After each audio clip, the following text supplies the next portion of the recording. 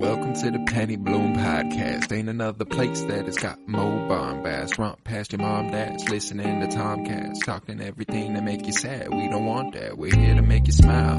Put your mind at ease. Peace, love, and bloom, and always praise Keanu Reeves. This what we about. This some weeding now. We'll talk until we can't no more, and then we peacing out. Alright, let's go. Penny Bloom Podcast. It's the Penny Bloom Podcast. Penny Bloom Podcast.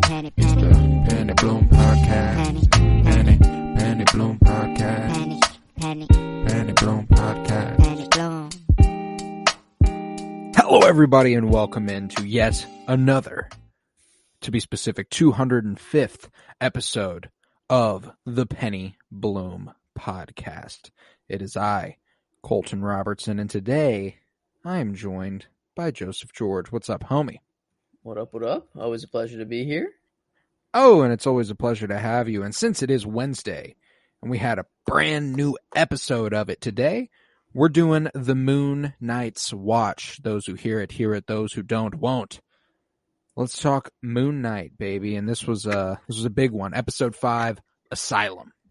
A fitting name, considering we didn't leave it. Mm-hmm. Oh, we did, but only to a certain capacity. Question. Off rip. Just want to gauge you here. You think that Harrow has any control over this Harrow that's in the psych ward at all? Or do you think it's a complete reconstruction of whatever Steven or Mark think? Complete construction. I don't think Harrow has the time right now, given what we see develop in this episode. Souls being judged without their scales being balanced. Just kind of like, oh, there they go. I was wondering like how long this asylum would be like taking place in like Earth time. Like I was wondering if this would be like an instant in Earth time, but you know, a long stretched out time for Mark and Steven.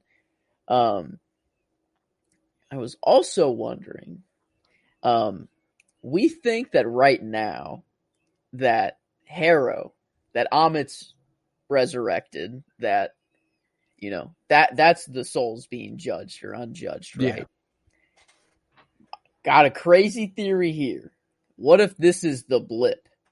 And it's like... This is what happened. Because, like, I don't know. I mean, like, no way. Like, they've been leading up to Amit this whole time, and this is what Amit does. But, like, how do they do it on such a grand scale? I guess when Amit's, like, alive, I don't know. I don't know the powers of Amit, you know? We just have no way of gauging it, you know? I'm of the mind that this has been Amit awoken, and it's, but here's my thing, is that like, that is my gut. I know that to be true. It's Amit, it's Harrow. Harrow's done what he wanted to. I will also say, every other MCU show has had some sort of twist that was like, oh, the problem wasn't what you thought it was. And it would be a little bit of a like, what? Like this is how he was spared from it. Like he lived through the like, I don't think that's the case. I think this is definitely Arthur Harrow taking you know, his power is being exuded. You know, he achieved what he set out to do. And I think that's probably the purple beam we've seen shoot out of the top of the pyramid in the trailer. I'm assuming that's going to be kind of like a...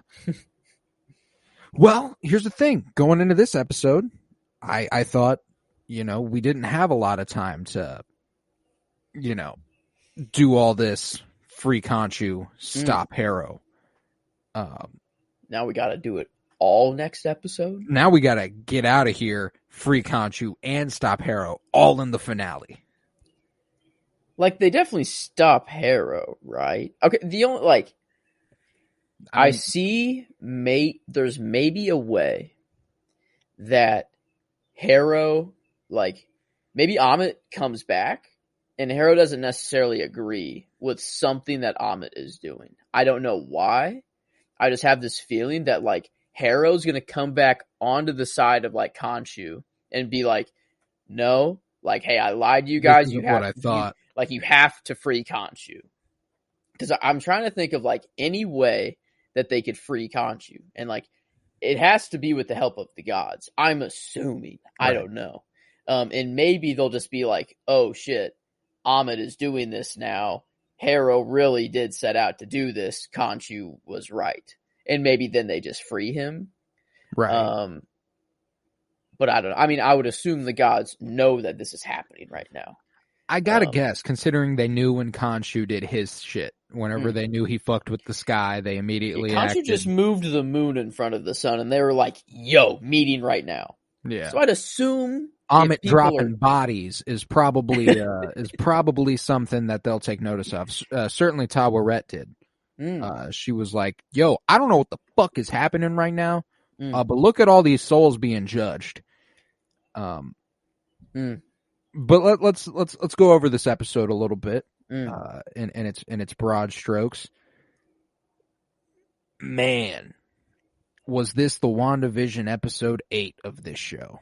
And I referenced that episode of WandaVision because it is far and away up until this episode, and probably still including this episode, the most heart-wrenching episode of MCU television there's been.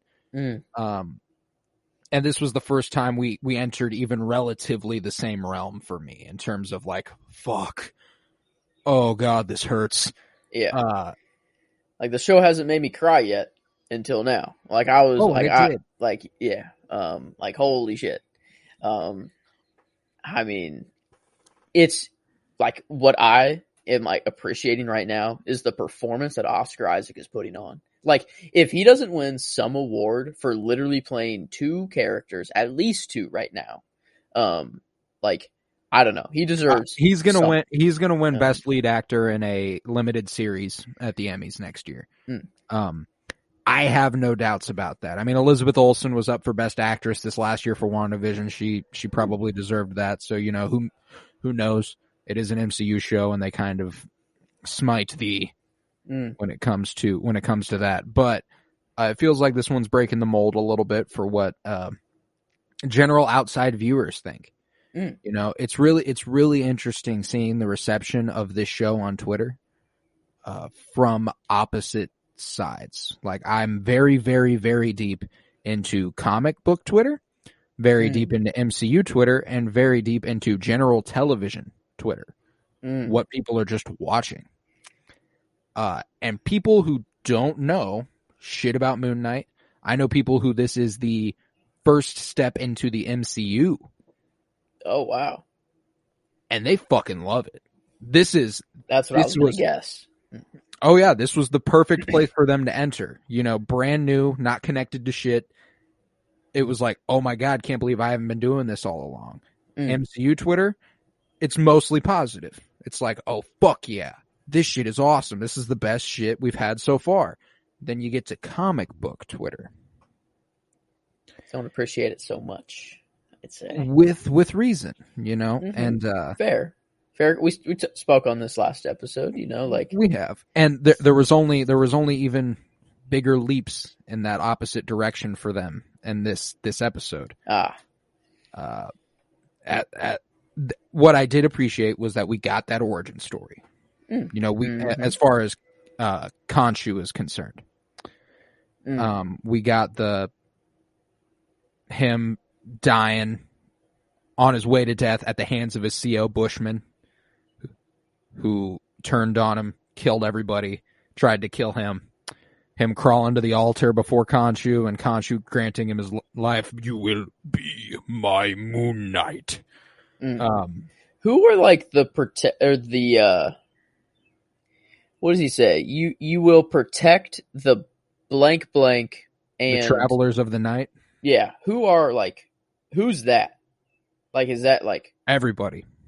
Oh, okay. I didn't know if it was like because like the other things he was like, and you will be the vengeance to like the evildoers, blah blah blah. I get that, you know, like yeah. Like you'll protect the travelers of night, which is anyone who exists at night, and the other one is you will be my fist of vengeance against those who do the wrongdoing.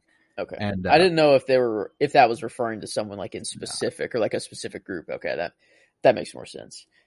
Just a general thing, but that origin story was very faithful. That was incredibly. I was like, thank you. I don't know how else they would have done it. I'm glad they didn't try to do it any other way. That's how you had to do it. Now, as far as comics is concerned, with Mark's DID, it does not emerge via child abuse at the hands of his mom. As far as comics is concerned, and this ties into a larger thing with this episode and this show as a whole so far, it's tied to an anti-Semitic hate crime against him. And you can kind of see, and this his dad in the comic books is a rabbi. There was a lot more Judaism to be put on display for the character than is being done, and a lot of Jewish fans on Twitter are understandably peeved at the fact that it's kind of like, hey, I get that y'all didn't have to elaborate on it, but could have used a little more out of you there. I will say the story was kick-ass.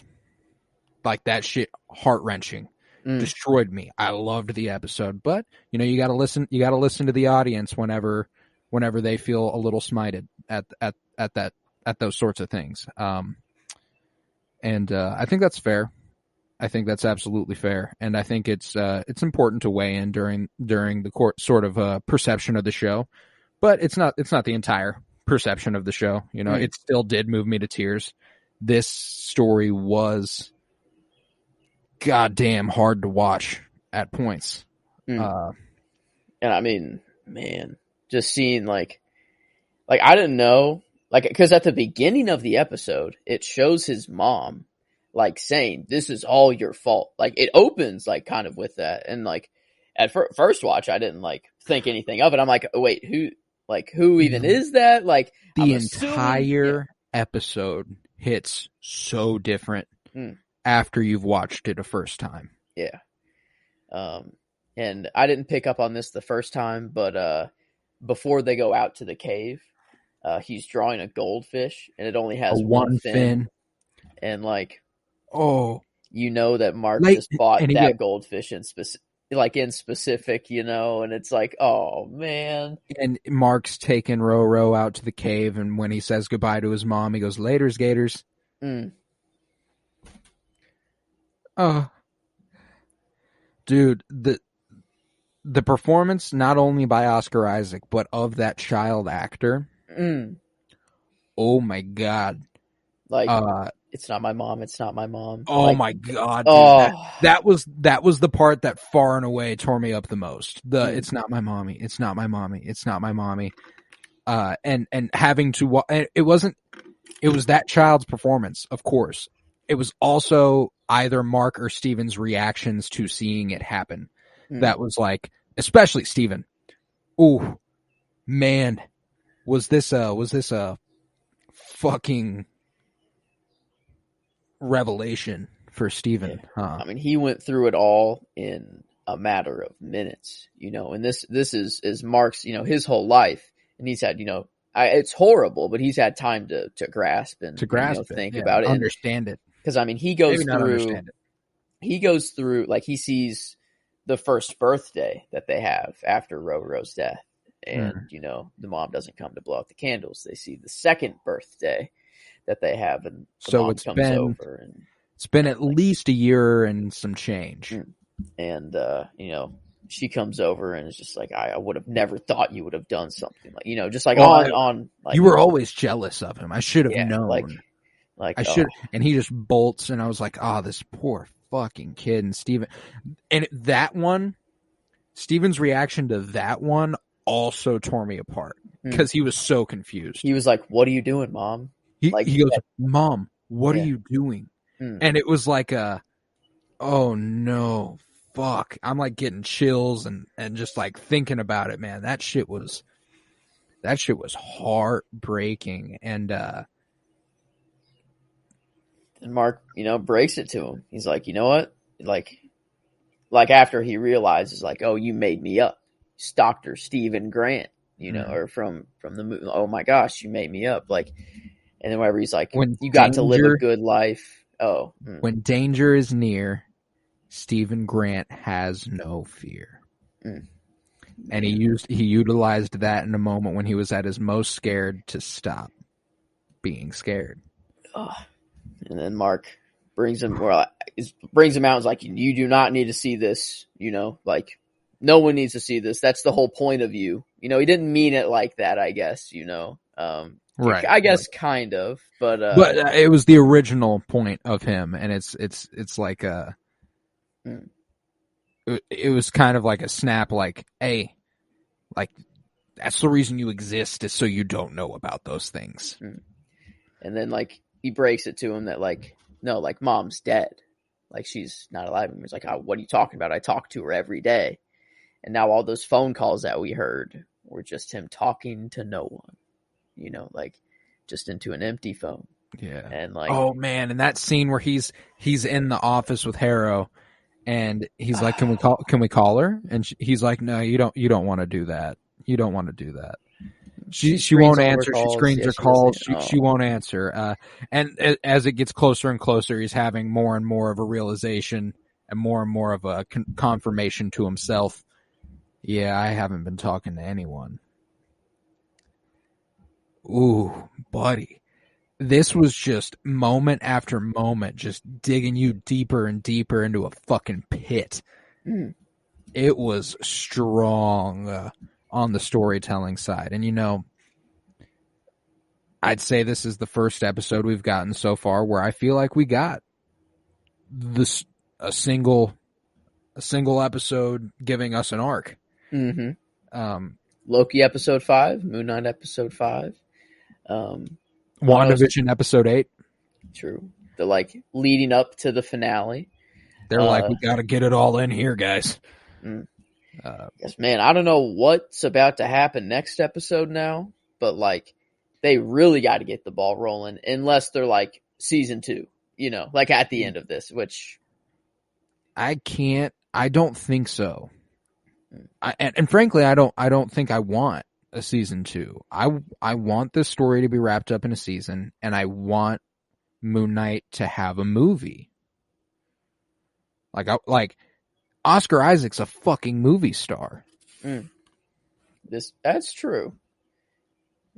Yeah, I'm just seeing if they updated any of the number of episodes that people are in. If they updated, they almost certainly had to have done that for Amit. Yeah, because not in. She's not even on here anymore. She's not in the show at all anymore. She's not even coming up in the season finale. It was the blip confirmed. It was the blip confirmed. I guess that'll be my off the wall prediction right now. Yeah. Is that blip, not Amit right now. That's my. I don't really believe in it. No, yeah, but it's a prediction worth throwing out there. They've been ambiguous about the time period. They've expressly gone out of their way to tell us, the creators have gone out of their way to tell us it's not connected to stuff that's happened in the MCU, which we know they're notoriously lying to us. So, never know. The world, like London, it seemed very pre-blip. People were happy. I don't know. I guess people were happy after like everyone came back, and all. But like it doesn't seem like the 5-year gap where people were just all depressed and like the world was all just like blank. Yeah, it's definitely not happening during that. It's either before or after. And I guess after is the logical. It's probably move. After. It's probably They're probably not going back to the blip.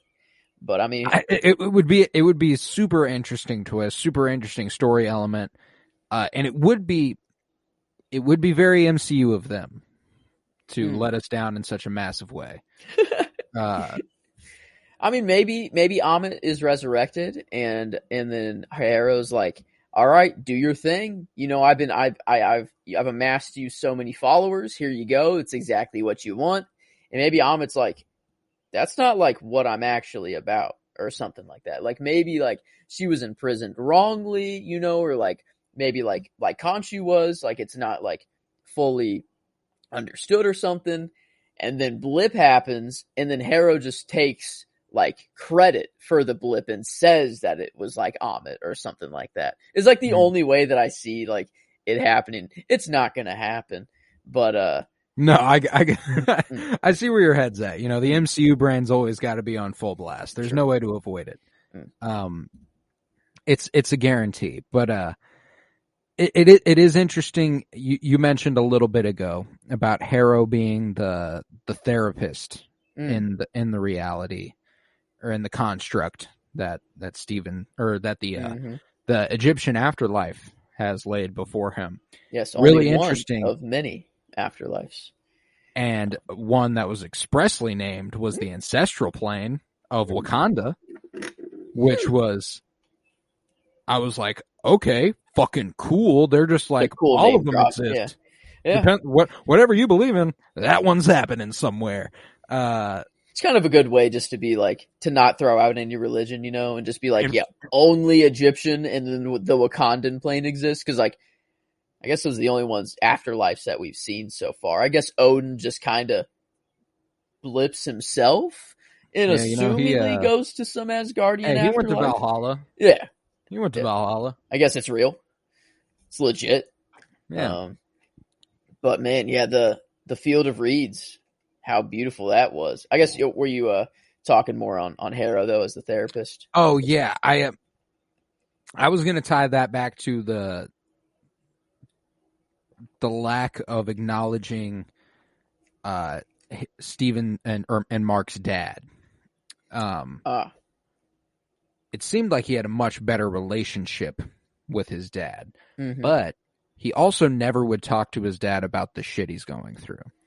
He's just that kind of guy.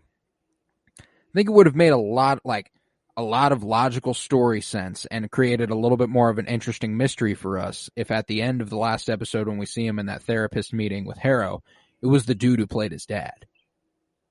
And Arthur was some other guy in the asylum. And it would have brought in a whole other opportunity to present him as a rabbi who's consulting with him.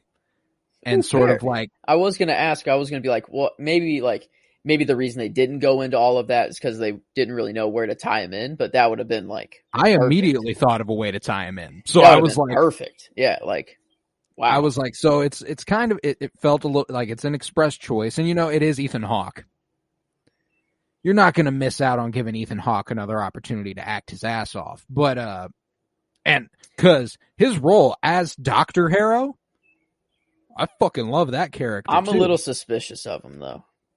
Like, cause he says some things that like, he seems genuinely helpful here. Like, he doesn't seem that there's any agenda. There's no, I don't know. But like, he keeps saying like, he says for us to understand you, but the way he said it wasn't like as a therapist or like as like in the plane to understand what's happening. It was like to figure out how to balance his scales. Yeah. And I like, the only thing I can go back to is like, he has judged everyone and he's gotten a clear reading of everyone. And Mark and Stephen is the only person seemingly that we've known of that has not given him a true reading. And I'm just curious if he's like, I've woken up Amit now. Now I need to know like what the scales say for this, for Mark and Stephen. And, I don't know. I feel like, cause in the credits, for one, Jake's, suit is becoming a lot more clear in the credits. Like it's like way more visible, but also when it shows Harrow, it shows Khonshu behind Harrow. It's the only time Khonshu like shows up in the credits whenever he's not just his skull. And it's like full Khonshu. It's Harrow's cane, or I guess not his cane, but the cane, Harrow, and then Khonshu right behind him. And I'm gonna make another prediction. Is that if you have been an avatar of a god before, that there is some sort of connection that you keep, like, no matter what. I feel. It did seem like he heard him earlier on in this series whenever he was like, let me guess, he's telling you this. And I guess it could just be like he was his avatar. He knows what he's going to say. He knows all of his tricks. But I don't know. I'm just a little suspicious of it. The way he phrased some things in the therapy sessions were a little, I don't know, just a little suspicious to me. I get you. I get the suspicious mind. I was definitely analyzing him a little bit more this time around as well. But learning that this is a factor of the Egyptian afterlife, I thought Dr. Harrow was kind of his guide through it in a weird way. It led him to all the conclusions he needed to lead to. Like, you need to let Steven in. You need to let him know. And then immediately they jump into the room and he fills him in. And I can't remember exactly what he says earlier on in the episode, but there's something like on rewatch, I remember going like, it feels like this is them giving him hints as to how to figure this out. And that could be Harrow going like deep with it and being involved in the afterlife somehow through Amit. Maybe Harrow's dead? Much to think about. But I guess why would he be in Steven's construct? Yeah, because Tarette also says this is specifically his construct. She's never seen anything like it, or they've never seen anything like it. It's not usually a psych ward, but hi. And man, why did it take Steven falling off to balance the scales? They were doing so good, and it was slowing down so much. And like, I'm like, they're gonna do it. Well, because they were getting closer and closer to that point.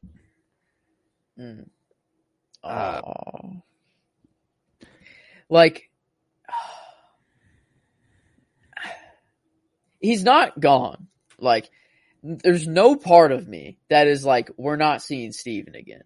Like, no, yeah, we definitely are. They're going to figure some shit out because he's not the only one who's there unjustly. All those people Harrow is fucking killing also need to be let out somehow. And I don't know if that's necessarily tied to Steven, but my thing is that he is frozen right before the gates of Osiris and like reaching out for it.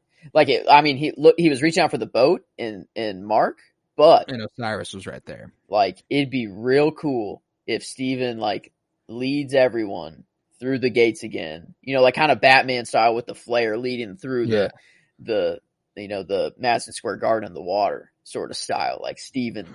Well, we see other beings, the spirits of the duat or whatever, come to life and try to bring them in to the sea of sand. So I mean, like, I don't think it's beyond possibility that he like wakes up or comes to life and is like, bloody hell, let's get the fuck out of here. I definitely think we still got Steven. We've still got Steven. The thing for me is that they've teased the third sarcophagus. You don't tease a third sarcophagus and not follow through on the third sarcophagus. It's not like we're just going to be like, yep, that's going to remain there and out of sight. Mark and Steven are dead. Because they, like, I know we're focusing on the fact that Steven's in sand, Mark's in the field of reeds. He's dead too. He's just in heaven. You know, like it's like they're both fucking dead. So what was the plan? Even if their scales balanced out while they were both alive, they would have just gone to the field of reeds and not through the gate of Osiris then? Or like, did Mark choose to just be like, I think they both had to successful like, I don't think that was an option. Tawret even says, like, she's not even sure if it would work. She's like, I've never seen this before. I'm guessing that if we don't get them balanced and we get there, like, if you get them balanced and we get there in time, y'all will both just go ahead and return. But I don't think they were ever going to find balance unless one of them wasn't there anymore, because she's like, they both feel incomplete. And, you know, we theorized, well, they're going to be incomplete until they find the third one. And, you know, that still could be at play. Like that still could be another way to bring this in here. It will be really interesting now, though, to say that would be what completes them. Because we got the entire backstory from Mark and Steven. And then Jake just showing up. I don't know. Like maybe I don't even know if I want that. Like, okay, Mark loses a brother, and what does he do? He creates like another identity for himself. He kind of loses a brother in Steven.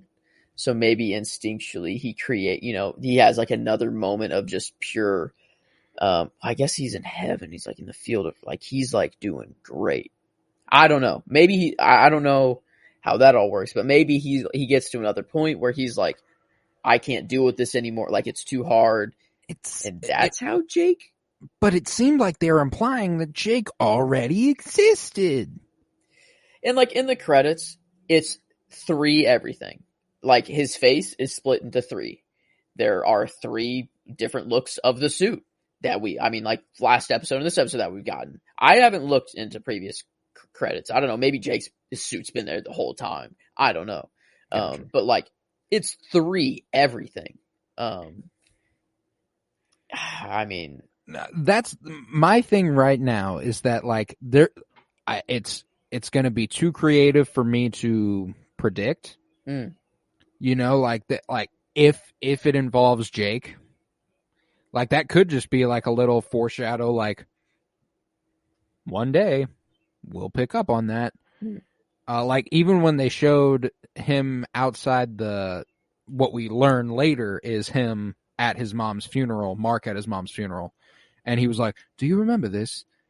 And Mark kind of like feigns ignorance. At the first time I'm watching that, I don't take it as feigning ignorance. I take it as like, I don't remember every time I was on a street. Like, I was like, oh shit, bet, there he is. But it wasn't. He steps back and he's like, glad he didn't ask anything more on that. Like the second watch, I realized that too. Oh yeah, me too. And I was like, all right. And I'm perfectly cool with that. That lends itself to a much better story the way they've laid it out before us so far. You know, like it wouldn't make a lot of sense for Jake to be like torn the fuck up over this. As I don't know. I'm very interested to see where the hell they'll go with this. Because the only time Jake has like come up that we know of is like whenever he was chasing the 3 like guys with the knives and like trying to get information on where Hera was. And I guess maybe in the mirror at the end of episode 3, maybe that was Jake. You know, like that's all we've gotten of Jake. That's it.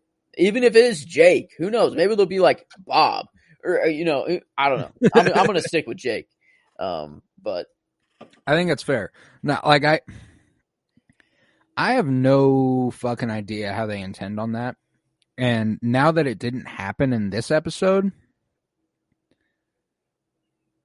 I'll be shocked if they act on it next episode. You know, like it feels like it's almost too like, and we say this with every single MCU show. If they haven't done it yet, it's too little, too late. Like, goddamn, there's no way they can do it, you know? And we've said it almost every show. And every show we've been like, well, I don't know, they fucking figured it out. It might not have been the most fulfilling, but they figured out how to do it. You know what I'm saying? Like, my thing right now is I can't even fathom how Jake would tie in. So right now I'm not even expecting him next week. I might have something. Mark gets to go back on his own. He gets back, I guess. Does he go back in the body that his bullet is in? Like, you know, like that's what, like she even said, like, you'll just go back to a body that you know, that has 2 bullets in it. Like, yeah, like, what are you gonna do? They go back in completely different bodies, you know, like, do they wake up in a completely different? They're gonna have to wake up Khonshu before Mark can come back to life. Okay. Say that happens. Mark goes back and he tries to talk to Steven. It doesn't work. Like, Steven is no longer in there. Like, in the reflection, he's like, Steven, where are you? Steven. And then someone comes up and he's like, who's this Steven? You know, and it's like a different voice that we haven't heard. You know, yeah. This is how Jake maybe comes up. Because Jake is still alive, I guess, maybe trapped in a sarcophagus, sure. But he's in there. And I'd say maybe they die again. Maybe Mark is like, the only way we can get Steven back is if I die, go back to the you know, the, I don't know, what's this plane called? Is there an official name for it? There was, I think, but I can't remember. Let's go with the Egyptian afterlife for now. But they go back, and that's how they have to get Steven. And now that Jake, Mark, and Steven are there, they can balance the scales while all of them are still alive. Maybe. So maybe we're not done with the asylum. You know, maybe they go back and there's a whole set of memories that Jake, you know, maybe it was too hard for Mark or Steven to deal with, so they just gave it to Jake. And that's why Jake is so brutish, or is just like, oh, I'm just going to get this done. I'm just getting it done how it has to be done. You know, I don't care. Maybe it's just like he deals with the worst of the worst. I don't know. But yeah, because I forgot that he has surfaced. Mm-hmm. I forgot that happened in an episode a few episodes ago where Mark goes, "Oh, Steven, what did you do, buddy?" And Steven didn't do shit. I forgot about that until just now. Mm-hmm. So yeah, he is surefire there. He's there. Yeah. They just don't know about him and didn't let him out of the sarcophagus because Steven looked at it and went, I don't want to know what's in there. Man, I don't know. So at the beginning of the episode, you know, Tawret tells them that their hearts aren't complete. And we took that as, well, they need the third. But they ended up acting on it with, they're both half full. One of them can't exist with the other. One has to be full. And given where we leave it this episode, it's like, I don't know how the fuck we live. Like, the only way the body lives is if they revive Khonshu and Khonshu goes and saves Mark. That's the only way. It has to be a supernatural thing. There's no way that Mark and Steven do it on their own. Unless the gods are like, grant them another chance or some shit. It seems that Osiris is the leading god here. I don't know, the one in charge, it seems like. And he seems that he's the god of, you know, I guess it's the gates of Osiris that lets you back into the real world. So, like, I'd say he probably can just be like, wake up, you know, here you go. I guess maybe that's how they do it. But I mean, I would much rather it be Khonshu again, you know, and like him in a sort of like not redeeming way. Would I rather it be Khonshu though? Because he's like, right. manipulating him the whole time. And like, I don't know. I do want it to be Khonshu now.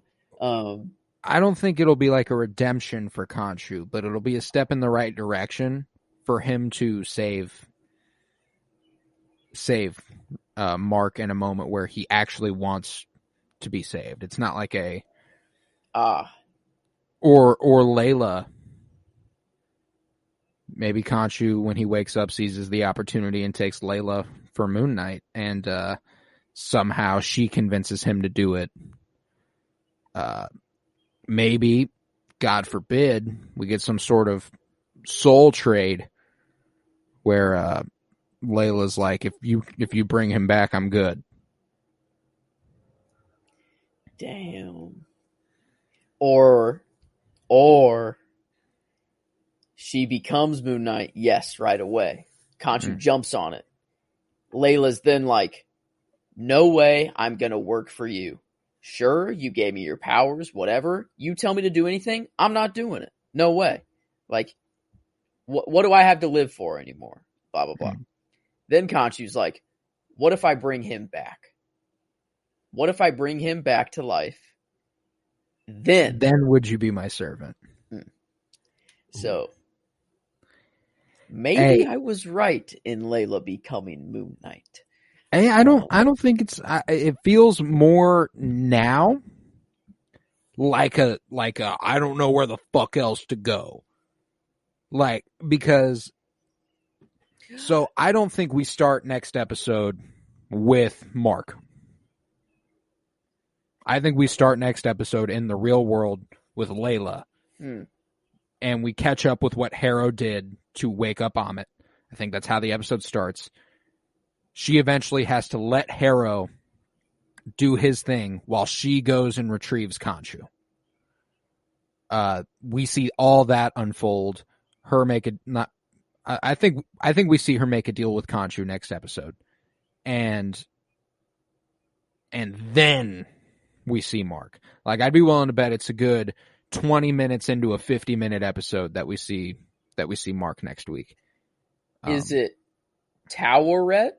Taweret. I guess, like, Steven was like, that's why we have to go back. That's why you have to help us. And she's like, oh, what the heck? Like, oh, okay. You know, like, this is evil. I will help you. So maybe, like, she's the one that goes back and is like, hey, Osiris, like, hey, gods, like this, like, we got to do something right now. I didn't even think about her, like, going through the gates of Osiris. I guess, does she need to? Is she trapped in the Egyptian afterlife, or can she just freely, like, roam? I guess I don't know. Like, what I don't know if gods can just come and go as they please, you know? I guess, what are the gates of Osiris for? Like, has anyone ever made it back? Yeah, like why do they exist if not to go back through? Like, it seemed that, like, if your scales don't balance, there you go. You're thrown overboard. That's it. If they do, you go to the field of reeds. You're in your, peaceful, eternal life. There wasn't an option of... So what was the option for going back through the gates of Osiris?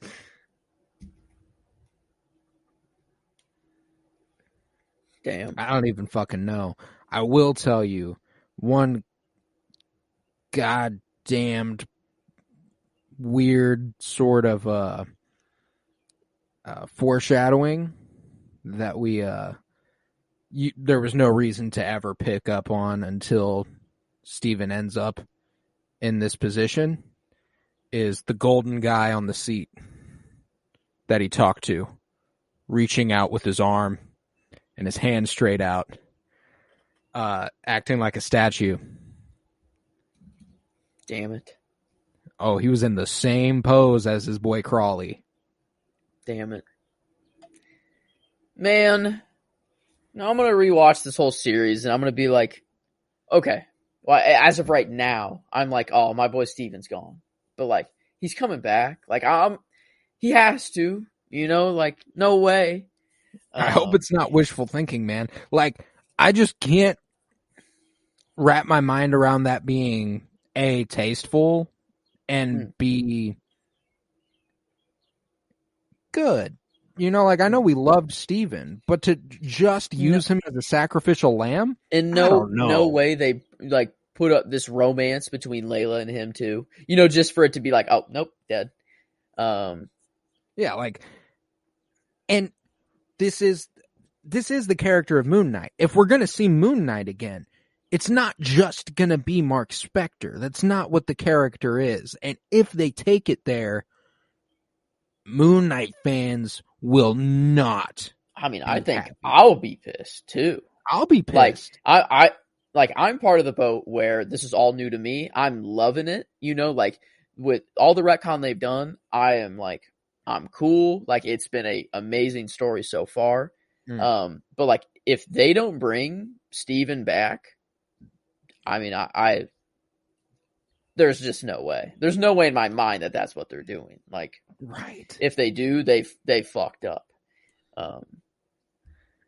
The only MCU connection that I'm making here, or not a connection, like just a thought that I'm having, is like, Kang knows everything. Does he know at all of these afterlife realms? Like, does he know what happens there too? So I'm becoming more and more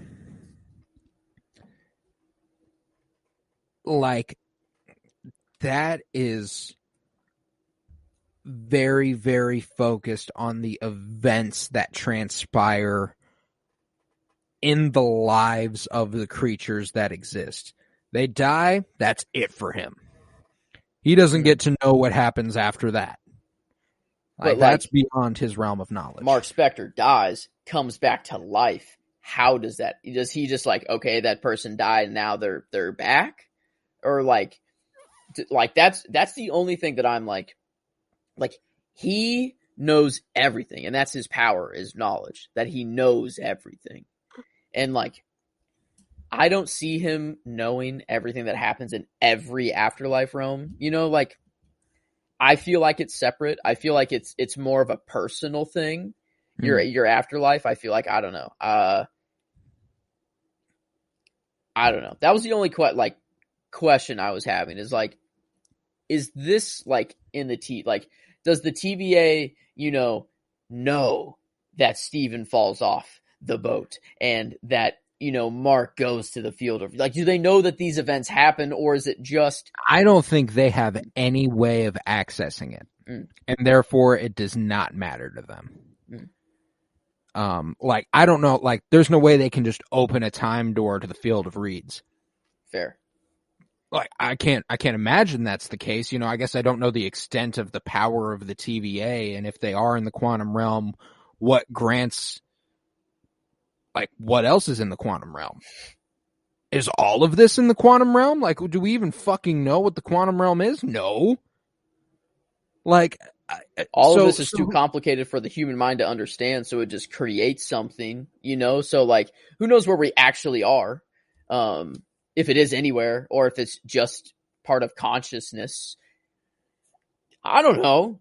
I don't know how this shit works. Are they, like, how technical are they really going to get, like, with all of this stuff? Like, Kang, these questions, they're fun to discuss. It will not even become slightly relevant to the Moon Knight show. True. Like they, like, True. Yeah, like, they are extremely fun to think about. But whenever Kang pops up again, it'll be funny as hell if he's like, I remember you, Steven. I remember when you fell off that fucking boat and then came back. Yeah, that, I mean, like, I think that realm of power, even with, like, once we got to, like, Eternals and the Celestials, it kind of dwarfed how I felt about the extent of Kang's power. Like, yes, he has massive power, and there's absolutely no doubt about that. This is the nicest one, though.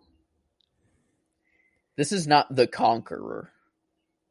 This isn't the one. Well, he's still very power hungry, yes, and he's controlling everything, so very, very power hungry. But, like, my thing is that, like, Loki really fucked everything forever in terms of us thinking about what's supposed to happen and what's not.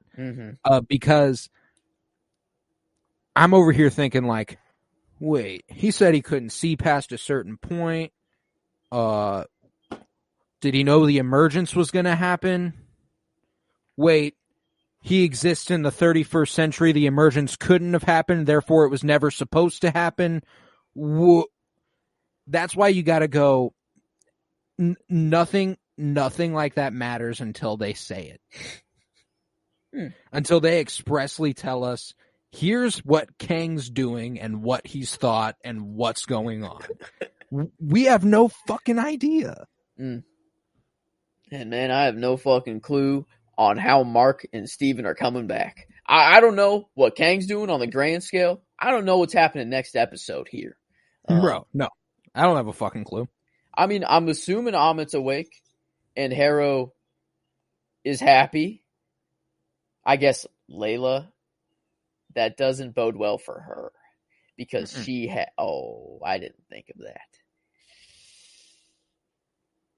Maybe she just leaves it behind? Why, though?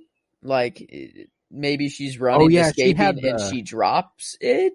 Oh, yeah, she had the fucking Ushabti, didn't she? Yeah. So, if Amit's awake... Did she awake Amit? Did she wake Amit up? Did she wake every god up? Did she wake, like, all of them up? And she said, fuck it, all out godly war. She's like, I don't know how to wake up specifically Khonshu, but here's a way to wake up all of them. I don't know what that way is. Maybe purple laser shit. Maybe she's like, fuck it. If Khonshu's coming back, Amit's got to come back too. It's got to happen, though. Yeah, see, like, it would be really, really interesting if, like, I think this finale is going to see Layla be a hero of the series, you know, like, kind of save the day, give Mark a chance to take down Harrow for real.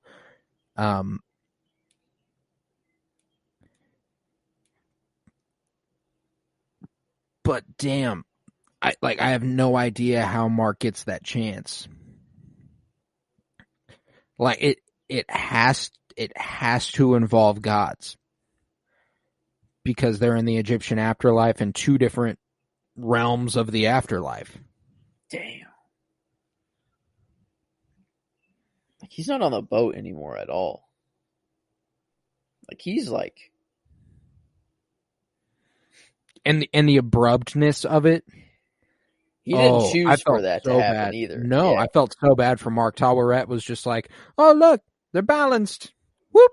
And then it just faded around him, and he was like, oh my fucking God, you're kidding me. But man,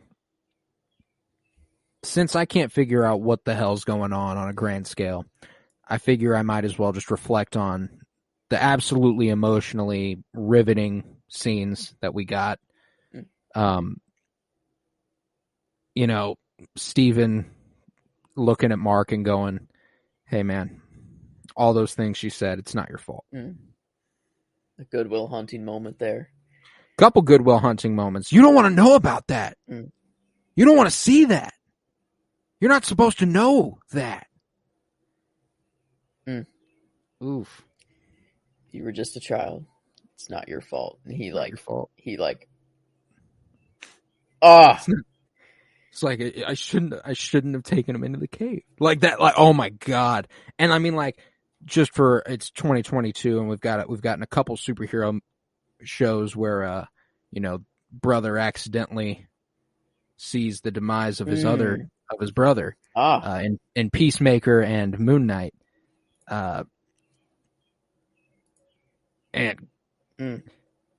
Oof. Every hero has to have a tragic origin story, you know. But like those moments, you know, where we see the struggle within, where like Steven, like Mark got to talk to Steven. Steven got to tell him, hey, it's not your fault. Peacemaker was just like, I'm gonna shoot you in the head. Yep. And his dad is still talking to him in his head. Yep. Eesh. Those sorts of things will do that to you. Eesh. Yeah, it's all I know is that this episode was more emotionally riveting than every MCU episode of television we've gotten since WandaVision episode 8 in terms of just a heart-wrenching sadness. You know, there have been moments that have put a big smile on my face and made me cry tears of joy every once in a while, or made me tear up and make me feel sad for the character. But, man, Wanda reliving all of her life and Steven and Mark reliving all theirs. There was a certain structural thing that was very similar about those episodes and the way they went about doing things. The only other moment I'm thinking is like when Bucky doesn't turn into the Winter Soldier, like for the first time, like after and these are different, and like it's a moment. The Falcon and the Winter Soldier had a few of those moments where I like cried and was just like, "This is beautiful," but it was never like, "This is so fucking sad. I feel so bad for this person." Like Wanda, it was, "Oh my God, I can't believe she's going through this." Mark, it was, "Oh my God, I can't believe he had to go through this." Steven, same thing. Bucky, it's like, thank God he overcame that. Sam showing Isaiah Bradley his statue in the museum. That's oh my God, thank goodness he fucking did that. That makes me so happy. You know, so there have been, on the flip side of the coin, those things that make you go, wow, good. And you know, Loki had a few really sad moments, but you generally knew those things. I don't know. Like, we knew what was coming. It was just like when he was watching his life, you know, and he sees his mom die, and it's like we know these things happen. You know, he's watched just these, experiencing them for the first time. Yeah. So. Yeah, I mean, by far, the episode of any Marvel TV that's made me cry the most was this one. Ooh, yeah, for me, still second to WandaVision really episode 8. Interesting. Ooh, man, I had a rough time with that one when it came out, man. That one was tough. It was tough, but like I'll just never forget her going to the spot where the house was supposed to be built, falling to her knees with the letter in her hand that said to grow old with the heart around it. Ooh, man, that shit tore me to fucking shreds. Okay. So I don't know if any MCU thing will ever get me the way that did. Like, it's going to be, it's going to be a while. And if they can achieve that again, props, because that one hit me. And then she just lets fucking loose, gets Westview up in that hoe, creates Vision. Goddamn. My boy. But this episode was certainly a close second to that. Been a little over a year since I experienced that from an MCU show, you know? I've been waiting on something to make me feel the way that this did. And therefore I don't think it can be anything else but a 5 out of 5 in our enjoyment category. Yeah.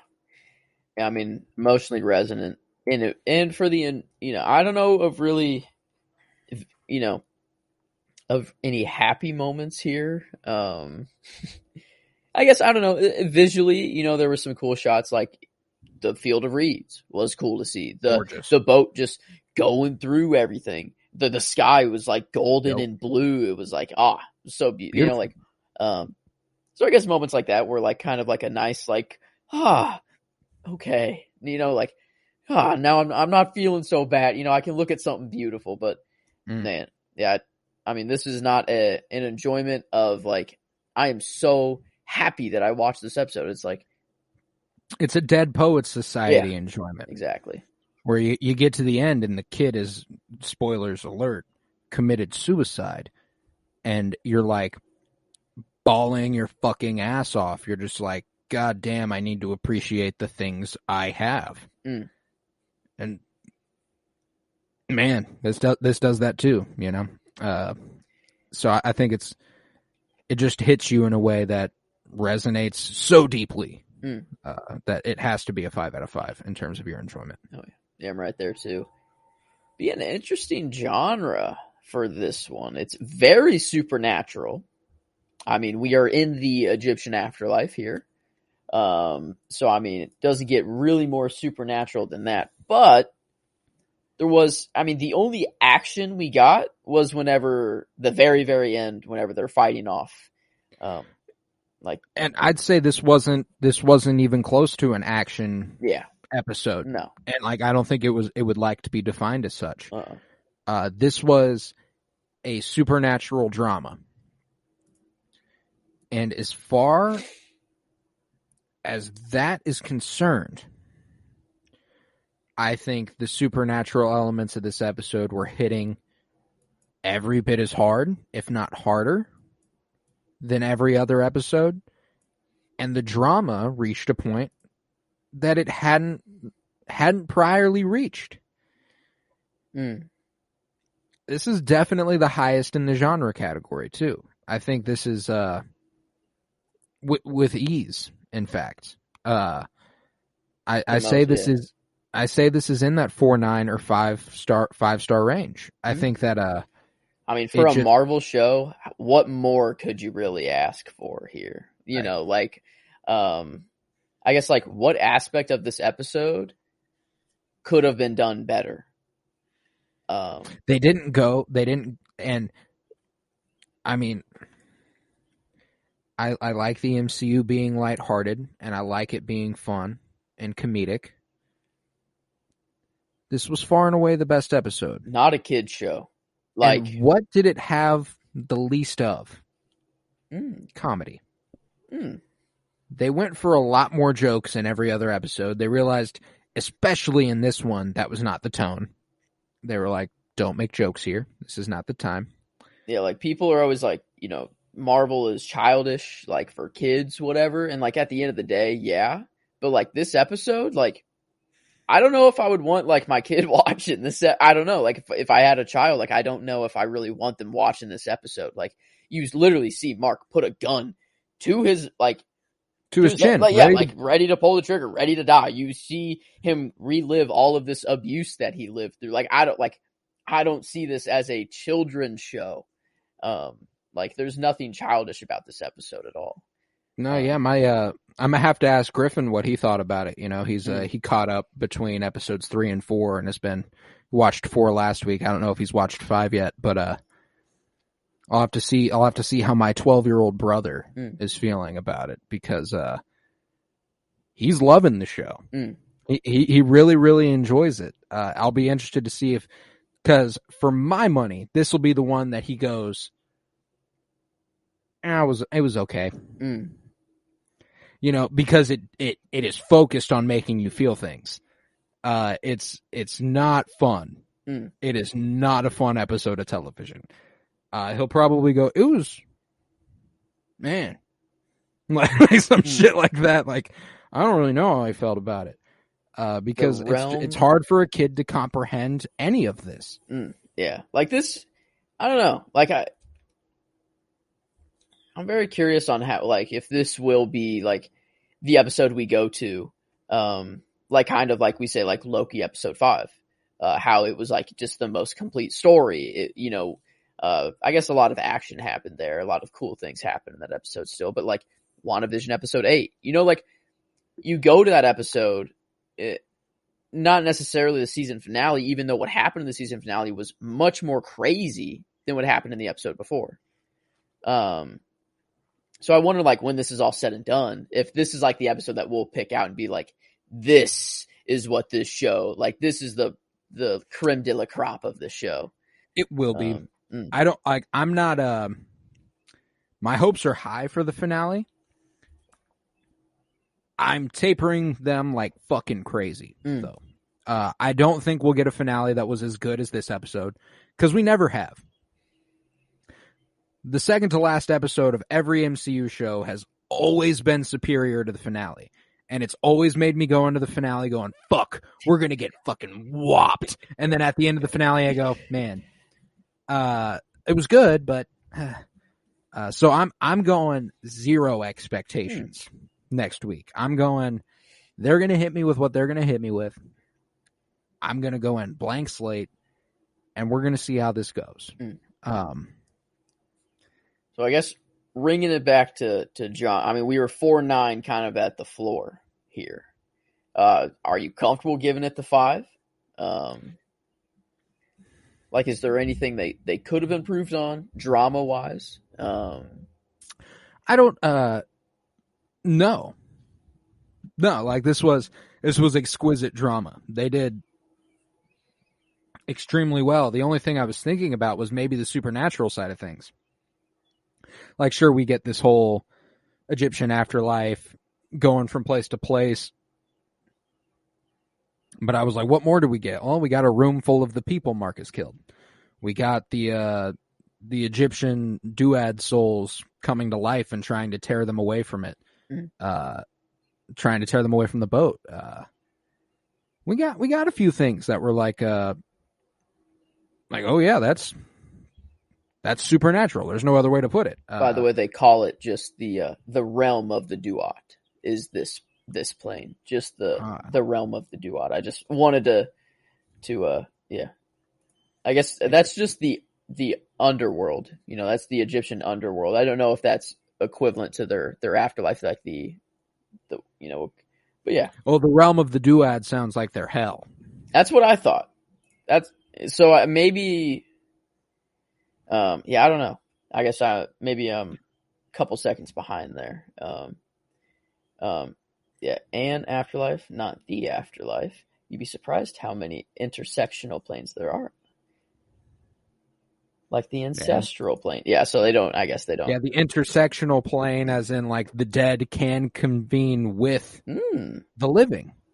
Because that's what T'Challa and Killmonger do. They go there and they see their ancestors. If these are intersectional points, the living can visit.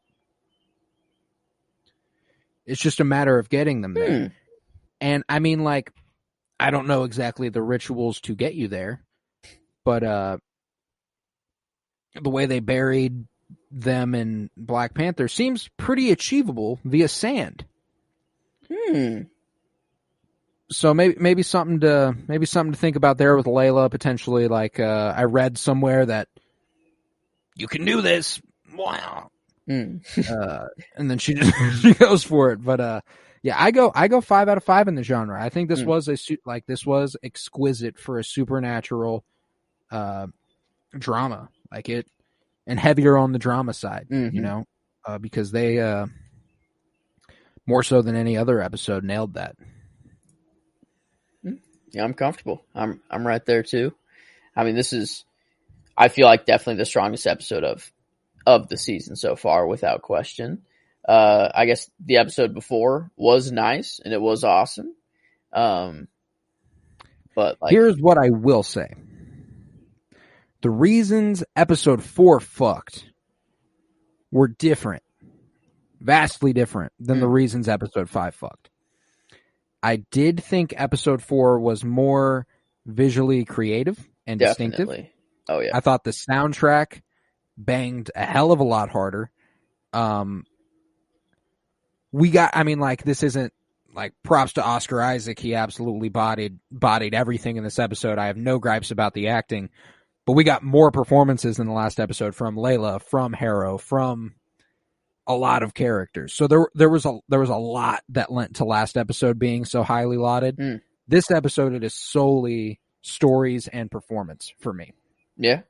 Yeah. I mean, visually, I do agree. Last episode was just so cool. So it was unique. A different realm. So yeah, it was like they did it, you know, like we were griping about the visuals before, and then like they hit it with that episode.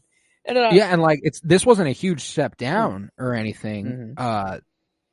But by any means, you know, there were still plenty of good looking shots, but I remember at the end of the last episode, I could tell you, go look at this shot, pause at this moment, do this. It's kind of the environment they're in is pretty, what you're seeing is generally attractive. And I don't mean to say that like there weren't pretty shots. There certainly were. There were a few interesting camera choices, like when they ran from somewhere into the realm of the duat on the boat, and the way it transferred them from one place to the next. They used like trees as like the breaking point. They were on the road outside of their funeral, like the mom's funeral, and then they the gates of Osiris, and they ran into it. Yeah, that was cool, you know. But I wouldn't say it was like a jaw dropping shot. It was just an interesting choice visually, and so I do go roughly on the same level as last one. You know, we've discussed how we hold story in a little higher regard, so I probably will end up giving it a bump as compared to last week.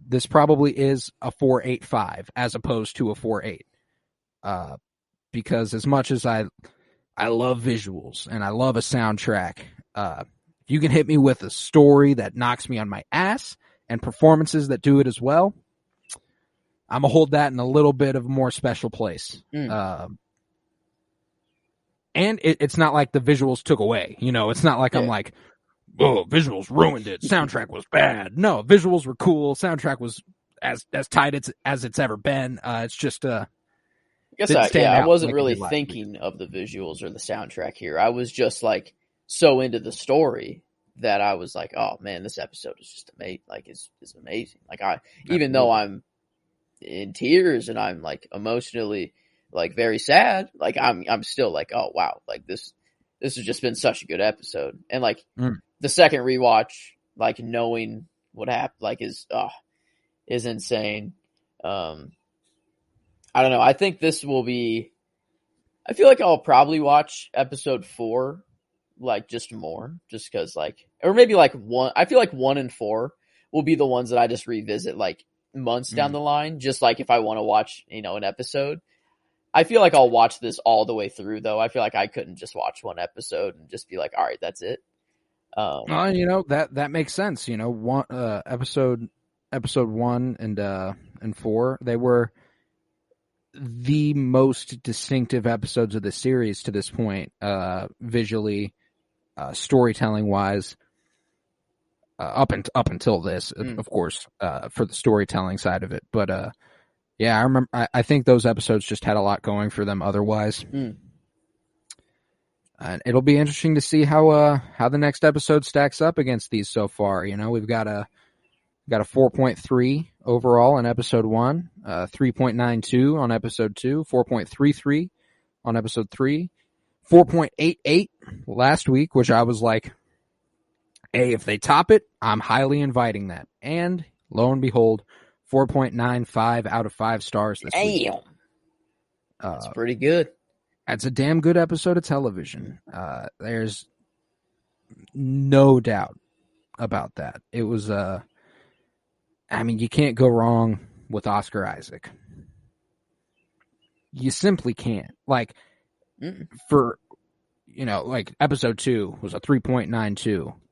The reason it got a 3.75 was because Oscar Isaac got 3.75 of those points. You know what I'm saying? Like, oh yeah. Yeah, I don't know. This is my favorite role that he's been in for me. Like out of Poe Dameron, out of Indune, Apocalypse, I guess, you know, another. Oh yeah. This one is, I don't know. It's not a movie, which is interesting. No, a movie star that I like very, very much so in a TV show, but these aren't really TV shows. I don't know. Like on the Yeah, we've discussed that before, you know. It's these are movies broke up into 6 parts, and that's the reason this episode hit a little harder, is it doesn't quite fit that mold specifically. It gives us a little more on its own. But yeah, that's been the big fault of this series through the first 4 episodes, was just come on, get me there a little more, man. Any last minute predictions you want to put down? All right. I'm a guess that we start next week with Layla. We'll catch up with what's been going on with Layla and Harrow in the real world before we see Steven and Mark. Like, in all actuality, you know, we might like open on silence, and it's just like it like pans up to show Steven's body that's like frozen in air, and it's like, oh, heavy moment, cut to black, boom. Then it shows us what's been going on, you know, like I don't know, it'll be interesting to see. Beyond that, I don't really have a prediction. I just think I think we start with that sort of catch up on the real world side of things. You know what? We've said it since episode 3 that Amit was coming next episode. I'm going to predict that Amit comes next episode here. We'll see Amit. Yeah. Hey, and you know what? We've also been predicting it since episode 3. We're meeting Jake. Yeah, I mean, we got to, right? We got to meet Amit. We got to meet Jake. Maybe and Dr. another prediction. Hey, and another prediction we made in episode 3. Maybe Layla temporarily does become Moon Knight. Maybe all of our episode 3 predictions become like a little true just in the finale. I guess we'll have to wait a week to see, though. We shall indeed. And I will tell you, as much as I've enjoyed watching the episode day of and then recording day of, it makes the week a hell of a lot longer. Indeed. Yes. You know, whenever we used to format it like, watch the episode, record a couple days later, watch it in a couple days after that, it was a lot easier waiting than the full week we have to wait for it now. Yep.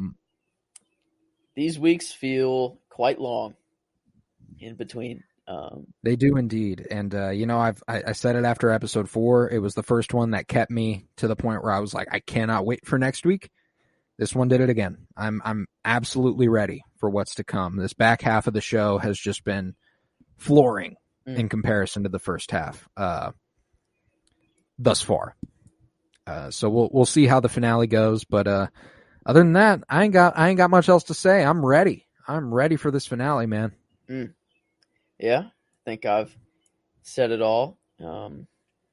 Scanned the RFID thing again just to make sure it was still lead into the comics. It still is.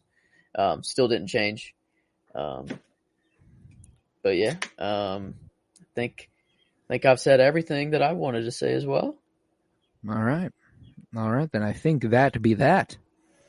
With that, we conclude the penultimate episode of the Moon Knight's Watch. This was the Penny Bloom Podcast. If you would, head to patreon.com/CoroBloom, where you'll find over 24 hours of exclusive content, including 3 hours from just the month of April. We had so much content this last month, and we'd love if you'd go and check that out. As soon as you sign up, you get access to all of that content. All 24 hours of it. Plus, it's like 28 now. I just stopped counting after 24. That's enough. More than a day. Yeah, like we got over 24 hours of content. It could be 36 for all I care. I don't know. I'm gonna say over 24. But yeah, so head over there, patreon.com/COROBLOOM. All that money goes back into making sure I can put this podcast on at all. It's a massive help. And then if you would, follow on Twitter @PennyBloomPod. Follow on Instagram @PennyBloomPodcast. If you're fucking with me and Joseph, come back here for our Friday episode, where we usually are doing our 52-year journey through film every Friday. And we're topping off the month of April with 1987's classic spoof film, Spaceballs. It was definitely a much needed, break from our serious analysis of movies such as, Aliens, The Breakfast Club, Scarface, Blade Runner, The Shining, Taxi Driver. We've had weeks and weeks of awesome content with only more to come as the year goes on. So Spaceballs this Friday. And if you're here and we know you like comic book characters, it's an episode about Moon Knight. Ongoing right now is our top 100 comic book characters. Part 2 was this past Monday. Next Monday will be part 3. So we've got the bottom 50 released for you now, available. And the top 50 is still soon to come. And I believe on Monday you might get the titular character of this here show we're talking for my list. He'll come in part 3, Mr. Moon Knight. But yeah, I look forward to all of y'all hearing that. Like I said, this was the Penny Bloom Podcast. I was Colton Robertson, joined by Joseph George. Thank you very much, homie. Oh, thank you for having me. Always a pleasure to be here. Oh, and it is always a pleasure to have you. And remember, peace, love, and bloom. And always praise Oscar Isaac.